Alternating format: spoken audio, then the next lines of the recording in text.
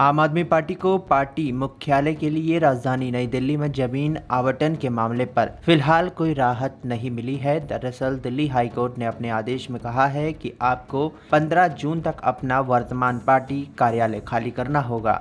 हालांकि हाईकोर्ट ने केंद्र सरकार को 6 सप्ताह के भीतर आपकी मांग पर विचार करने का आदेश देते हुए कहा कि आम आदमी पार्टी अपने कार्यालय के निर्माण के लिए स्थायी भूमि आवंटित होने तक सामान्य पूल के आवास इकाई का उपयोग करने की हकदार है। साथ ही हाईकोर्ट ने यह भी कहा कि सिर्फ घर की अनुपलब्धता आपकी याचिका को खारिज करने का आधार नहीं हो सकती। वहीं आम आदमी पार्टी के वकील ने तर्क दिया कि दीनदयाल उपाध्याय मार्ग पर एक संपत्ति जो वर्तमान में दिल्ली सरकार के एक मंत्री के पास है, उसे अस्थायी रूप से आवंटित किया जाना चाहिए। हालांकि जस्टिस प्रसाद ने कहा कि पार्टी दीनदयाल उपाध्याय मार्ग की संपत्ति पर अधिकार का दावा नहीं कर सकती, क्योंकि ये दिल्ली सरकार को दी गई थी, न कि पार्टी को, और रिकॉर्ड के अनुसार कब्जा LNDO को सौंप दिया जाना चाहिए। दरअसल राष्ट्रीय दल के रूप में मान्यता मिलने के मद्देनजर पार्टी कार्यालय के लिए स्थान आवंटित करने की मांग वाली याचिका पर सुनवाई के बाद दिल्ली हाईकोर्ट ने 27 मई को अपना फैसला सुरक्षित रख लिया था।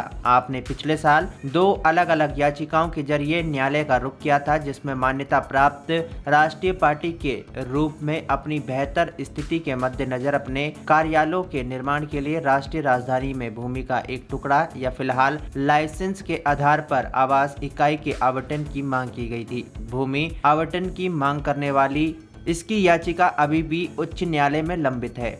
दरअसल एक रिपोर्ट के मुताबिक दिल्ली हाईकोर्ट ने कहा कि आपको अन्य राष्ट्रीय राजनीतिक दलों की तरह यहां पार्टी कार्यालय के लिए जगह पाने का अधिकार है और केंद्र से 6 सप्ताह के भीतर इस मुद्दे पर निर्णय लें। जस्टिस सुब्रमण्यम प्रसाद ने कहा कि राष्ट्रीय राजनीतिक दलों को लाइसेंस शुल्क का भुगतान करने पर ऑफिस यूज के लिए दिल्ली में सामान्य पुल से एक आवास इकाई का अधिकार है, जब तक कि वो अपने स्वयं के निर्माण के लिए भूमि का अधिग्रहण नहीं कर लेते। कोर्ट ने अपने आदेश में कहा कि याचिकाकर्ता के अनुरोध पर निर्णय लेने वाला विस्तृत आदेश याचिकाकर्ता को प्रदान किया जाए। अगर केंद्र द्वारा आपके प्रतिनिधित्व को अस्वीकार कर दिया जाता है तो पार्टी कानून के तहत उचित कदम उठा सकती है।